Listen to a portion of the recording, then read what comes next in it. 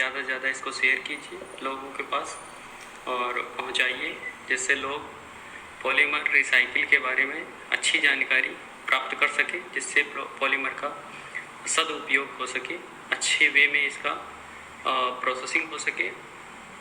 तो हम शुरू करते हैं। आप लोग अच्छी तरीके से जानते होंगे पॉलीमर क्या चीज़ है। अगर नहीं जानते तो पॉलीमर के बारे में हम कुछ बताना चाहते हैं। पॉलीमर होता है, पॉली मतलब होता है मेनी, मर्स मीन्स यूनिट। बहुत सारी यूनिट जब एक साथ मिलती हैं तब पॉलीमर बनता है। अब मर्स कहाँ से आया? मोनोमर से। मोनोमर क्या चीज़ है? मोनो मतलब वन, मर्स मीन्स यूनिट। एक एक यूनिट जब मिलती है तब जाके मोनोमर मिलते हैं, और बहुत सारी यूनिट जब कंबाइंड हो जाती है तब जाके पॉलीमर बनता है। अब पॉलीमर जैसे कि as per example of ethylene. Ethylene क्या है? CH2 double bond CH2। अब इससे पॉलीमराइजेशन होने के बाद पॉलीएथाइलिन बनता है। जैसे CH2 के बहुत सारे मॉलिक्यूल्स एक साथ जुड़ते हुए गए, मोनोमर जुड़ते हुए गए, तब पॉलीमर का निर्माण हुआ। जैसे समथिंग जैसे ये होमोपॉलीमर, कोपॉलीमर, बहुत सारे टाइप के पॉलीमर होते हैं। तब हमें देखिए इसमें एक जानकारी और मिलती है कि जैसे अपना ये पॉलीमर है पॉलीएथिलीन। इसमें पॉलीएथिलीन में बना, एथिलीन से पॉलीएथिलीन बना। जैसे विनाइल क्लोराइड, विनाइल क्लोराइड क्या है? CH2CHCl। तो CH2CHCl विनाइल क्लोराइड है। तो इससे विनाइल क्लोराइड से क्या बना? पॉलीविनाइल क्लोराइड, PVC जिसको बोलते हैं। तो ये भी पॉलीमराइजेशन के बाद बना। अब जैसे पॉलीप्रोपिलीन है, पॉलीप्रोपिलीन कैसे बनता है? CH2CHCH3, CH2CHCH3 को पॉलीमराइजेशन कराने के बाद ये जाके पॉलीप्रोपिलीन बनता है। ये पहले प्रोपिलीन गैस रहती है। प्रोपिलीन गैस को जब हम पॉलीमराइजेशन कराते हैं तब जाके पॉलीप्रोपिलीन में कन्वर्ट हो जाता है। अब पॉलीप्रोपिलीन का हम उपयोग कहाँ कहाँ करते हैं? पॉलीप्रोपिलीन का उपयोग करते हैं जैसे मग, डिब्बा, बाल्टी, ये सब बनाने में पॉलीप्रोपिलीन का यूज होता है।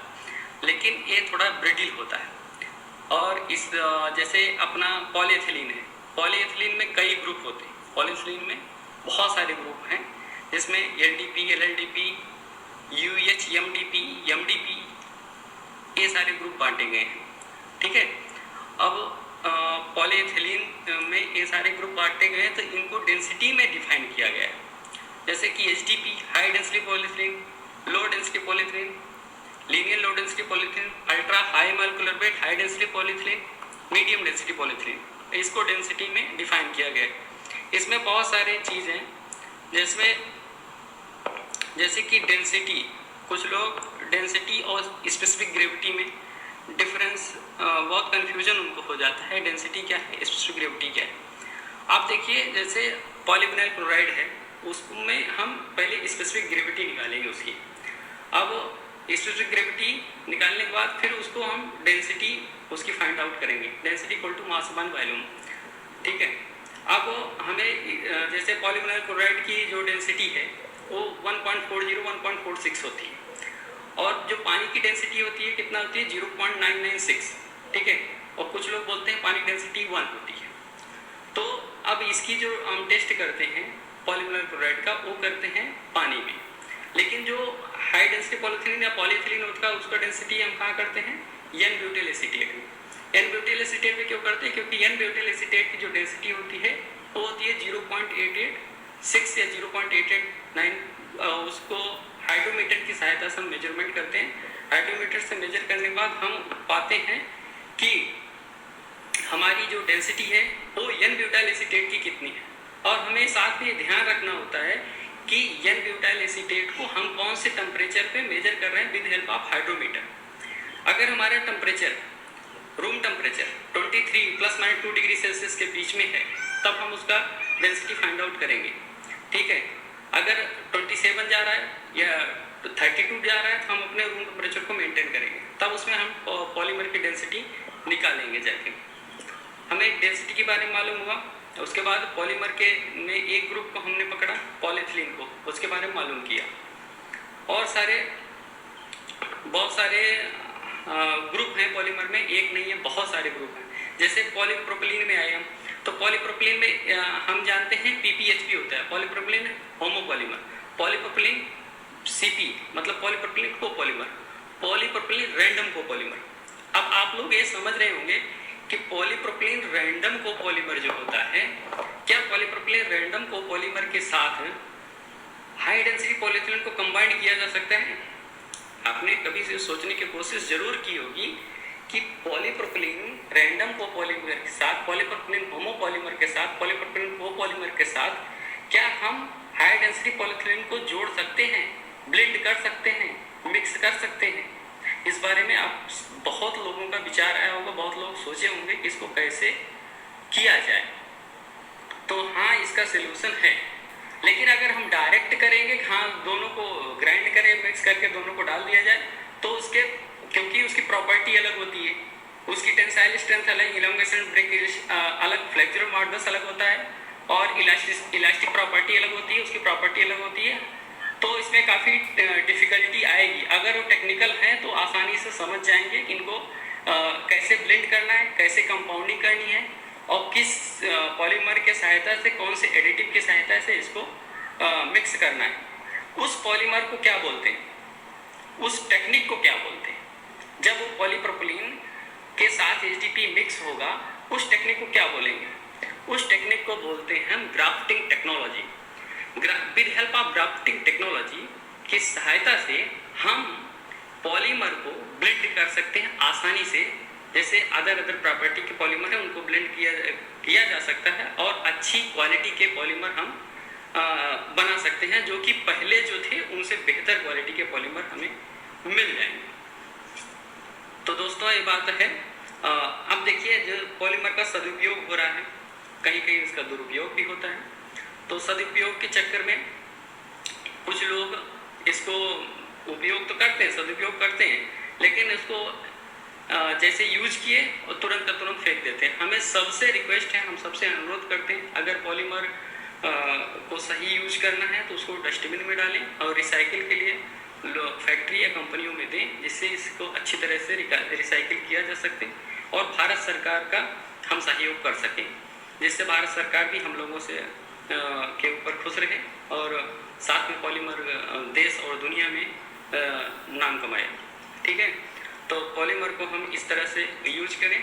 पॉलीमर को रिसाइकिल करके आज ऐसी रिसर्च हुई है जिससे पॉलीमर से रोड बनाए जा सकते हैं, जो कि कंक्रीट के रोड बने हुए जो होते हैं वो ज़्यादा दिन नहीं चलते हैं, टूट जाते हैं, ब्रेक हो जाते हैं, लेकिन पॉलीमर से बने हुए रोड लॉन्ग लास्टिक होते हैं, बहुत लॉन्ग लाइफ तक चलते हैं, और इनसे कोई भी दिक्कत नहीं होती, ना इसमें मॉइस्चर आता है, ना ही अगर ये ब्रेक हो गया तो एक झूले का रूप ले लेगा। अगर बीच से कहीं ब्रेक हुआ या मिट्टी खिसक गई तो एक झूले का रूप ले लेगा, आपकी गाड़ी, आपके व्हीकल्स जो हैं वो बच जाएंगे, और इसमें एक्सीडेंट का कोई भी परसेंटेज नहीं रहेगा, और आप पूरी तरह से सुरक्षित रहेंगे। तो ये बात है दोस्तों कि आप समझें पॉलीमर का कैसे यूज करते हैं, कैसे उपयोग करते हैं। और कुछ लोगों की भ्रांतियां ये फैली हैं कि सिंगल यूज प्लास्टिक को सरकार के लिए सिंगल यूज प्लास्टिक का उपयोग कैसे करें, उनको समझा के सरकार जो है बहुत परेशान हो चुकी है। सिंगल यूज का प्लास्टिक कैसे किया जाए, यूज कैसे किया जाए, सिंगल यूज क्या है, सिंगल यूज प्लास्टिक क्या चीज़ है। तो हम ये बताना चाहते हैं आपको। पहली चीज़ तो सिंगल यूज प्लास्टिक जो होता है वो सबसे सिंपल टेक्निक है समझने की कि सिंगल यूज प्लास्टिक आप एक बार जो यूज करके फेंक देते हैं उनको सरकार डिफाइन करती है वो सिंगल यूज प्लास्टिक है। जो लाइट वेट बहुत ज़्यादा 5 मिली माइक्रोन से कम जो है उनको सिंगल यूज में ला रही है। लेकिन अगर हम चाहें तो उस प्लास्टिक को एक कंटेनर में इकट्ठा करें और रिसाइकिल कंपनियों में पहुँचाएँ और रिसाइकिल आराम से हो जाता है। ठीक है, तो सिंगल यूज प्लास्टिक को हम पहले पहचाने, जाने और समझें, तब तो उसका हम सदुपयोग कर सकते हैं। लेकिन जैसे प्लास्टिक 2 टाइप के हुए, थर्मोप्लास्टिक, थर्मोसेट, ठीक है, और इसमें रेनफोर्समेंट टाइप के प्लास्टिक भी आते हैं। तो जो थर्मोप्लास्टिक है उसको रिसाइकिल किया जा सकता है, थर्मोसेटिंग प्लास्टिक को हम एक बार यूज करते हैं। सही मायने में थर्मोसेटिंग प्लास्टिक ही सिंगल यूज प्लास्टिक एक बार ही यूज किया जाता है। लेकिन जो डिफाइन किया जा रहा है single use plastic, polythene, carry bag, ये समथिंग, ये सिंगल यूज प्लास्टिक के बजाय ये मल्टी यूज प्लास्टिक है, इसको बार बार यूज कर सकते हैं, लेकिन अगर उसका सही तरीके से उपयोग किया जाए तो। सही तरीके से उपयोग करने का मतलब ये है कि हम उस प्लास्टिक को यूज करने के बाद अपने डस्टबिन में इकट्ठा करें, 5-10 किलो होने के बाद हम कंपनी में पहुंचा दें, वहां पर उसका रिसाइकिल होकर अन्य प्रोडक्ट बन जाएंगे। जैसे वो सिंगल यूज प्लास्टिक LDP के होते हैं जो आप लोग समझ रहे हो, लेकिन वाकई में टेक्निकल भाषा में सिंगल यूज थर्मोसेटिक प्लास्टिक है, जो मेलामाइन फॉर्मल्डिहाइड टाइप के प्लास्टिक होते हैं, वो सिंगल यूज बेकेलाइट टाइप के प्लास्टिक होते हैं, वो सिंगल यूज प्लास्टिक है। आज की दुनिया में लोग अलग तरीके से उसको समझ रहे हैं, जान रहे हैं कि सिंगल यूज प्लास्टिक क्या चीज़ है। तो सिंगल यूज प्लास्टिक के बारे में हम ये समझने की कोशिश कर रहे हैं आप लोग, और कंपनियों को हम थोड़ा सा ये बताने, अगर कोई हमारी बात को समझे और इस बात को शेयर करे जिससे ज़्यादा कंपनी इसको समझ सके, प्लीज़ सबसे रिक्वेस्ट है। पीताम्बर सैनी जी देख रहे हैं, दीपक कौशिक जी देख रहे हैं, राहुल ठाकुर सर नमस्ते सर, अरुण पांडे जी देख रहे हैं, धन्यवाद सबको। और पुष्पेंद्र सिंह जी देख रहे हैं, thank you sir. Deepak Saini ji thank you, Atmanand thank you, Nandram Singh ji thank you, सब लोगों को बहुत बहुत धन्यवाद। तो एक चीज़ आप समझें, सिंगल यूज प्लास्टिक को उपयोग करें, और अगर आप ज़्यादा शेयर करेंगे तो हम एक बहुत महत्वपूर्ण बात बताने चल रहे हैं, इसको शेयर कीजिए ज़्यादा से ज़्यादा। सबसे महत्वपूर्ण बात यह है कि जब हम सिंगल यूज प्लास्टिक का उपयोग कर रहे हैं तो उसकी थिकनेस को अगर हम इम्प्रूव करें, और हेल्प ऑफ रिसाइकिल मटेरियल, देखिए आप रिसाइकिल मटेरियल के साथ साथ उसका ग्राफ्टिंग टेक्नोलॉजी की सहायता से हम सिंगल यूज प्लास्टिक को हम रिसाइकिल करके, या कि हम फर्स्ट यूज प्लास्टिक जो मेन बेस पॉलीमर है, बेस पॉलीमर को ही हम क्या करें, बेस पॉलीमर, गणेश खारोल जी नमस्कार, राम जी। तो क्या करें, हम जो बेस पॉलीमर है, बेस पॉलीमर को हम पकड़ें और बेस पॉलीमर से ही हम उसको recycled plastic with the help of grafting technology